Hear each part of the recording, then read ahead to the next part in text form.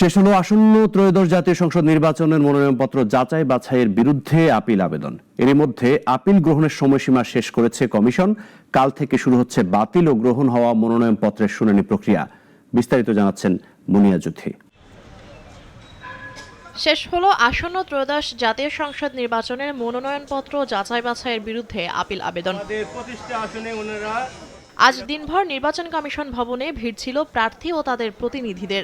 বাতিল হওয়া মনোনয়নের বিরুদ্ধে আপিল জমা দিয়েছেন বিভিন্ন রাজনৈতিক দলের পাশাপাশি স্বতন্ত্র প্রার্থীরাও।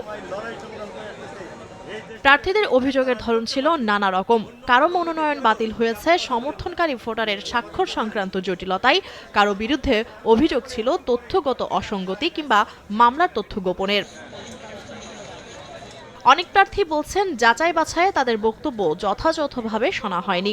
তাই তারা চাইছেন শুনানিতে ব্যক্তিগতভাবে বক্তব্য উপস্থাপনের সুযোগ এবং রিটার্নিং কর্মকর্তার সিদ্ধান্ত পুনর্বিবেচনার। আমার হলফনামায় আমি সাইন করতে পারি, প্রার্থীর স্বাক্ষরটা শুধু করতে পারিনি, এটাই আমার ভুল। ঋণ খেলাপি, লক্ষ লক্ষ কোটি কোটি টাকা ঋণ খেলাপি এবং দ্বৈত নাগরিক সহ এগুলি ওনারা ওই হলরুমে কনফারেন্স রুমে উত্থাপন করা হয়েছে। করার পরেও দেখা গেল ওনাদের টাকা বৈধ ঘোষণা করা হয়েছে। আমার এই রিটার্নটা দাখিল করা হয় নাই, এজন্য পরে আমাদেরকে সুযোগ দেওয়া হয় নাই। আমরা 1 ঘন্টার ভিতরে জমা দিতে পারতাম।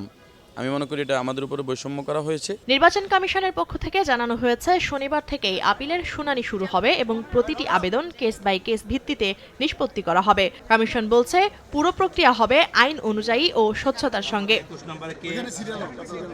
মুনিয়া জুথি, নাগরিক, ঢাকা।